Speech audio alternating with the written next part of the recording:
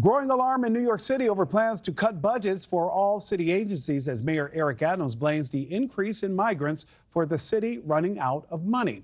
The New York Post columnist Michael Goodwin writing that Adams will allow history to repeat itself if he goes through with this insane idea to slash New York City Police Department's budgets. And New York City Councilwoman Vicky Palladino telling NewsNation that people can already face long delays in getting help from overworked officers. We have to wait for an average call now from our police between 2 to 6 hours. This city is on a downward spiral that we saw coming from the time we allowed the first 5, 10, 15,000 migrants come into this city. Let's bring in former New York City Police Chief of Patrol, Wilbur Chapman, who spent decades on the force. Chief, thank you so much for being here this morning. I know that this is an issue that is close to your heart. You've seen the city through many changes. What's the environment like now for the officers you once worked alongside with the changes that they see coming? Good morning, Nick.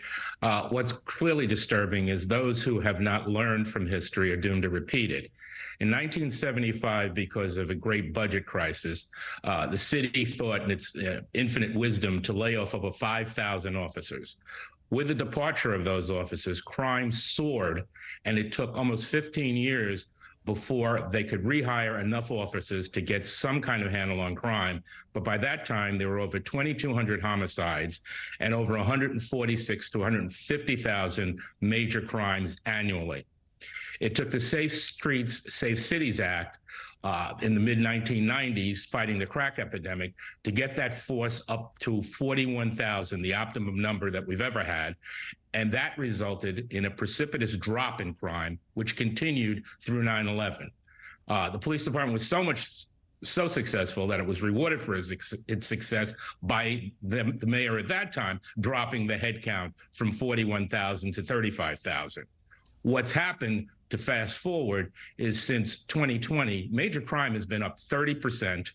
And they're running about 32,500 police officers, almost at the same level as they were in 1975 when crime started to take off. Well, Ms. Palladino, here's the question, though, because we heard the councilwoman say straight up, hey, this is a problem. You can't cut these officers. We get that. But the mayor did not willingly take these migrants, so it was thrust upon him. Now he's had to house and care for them. So that's where a lot of the money has gone. What do you suggest be done? Because I completely hear you. It does not make sense to cut officers.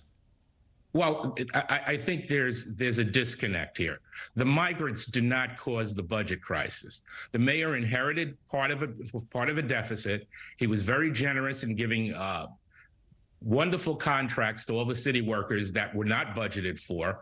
And as a result, the migrant problem is just a continuation of something that's been bothering the city for 40 years. The failure of the city to properly address the homeless. People who are homeless and need shelter would rather be on the streets and the subways than in the shelter system. That tells you something about the state of disrepair of the shelter system in New York City. Adding the migrants into the equation only exacerbates that problem. So there's got to be a wholesale change in the way we deal with homeless people who come in, because the city is still a right to shelter city. And Mr. Chapman, the city has already lost thousands of officers over the past 4 years.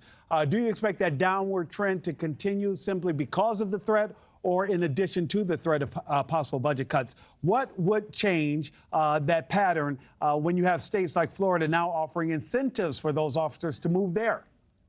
Well, New York City police officers are appreciated for their extensive amount of training and experience. So they're desirable in other locations, and places like Florida are offering signing bonuses.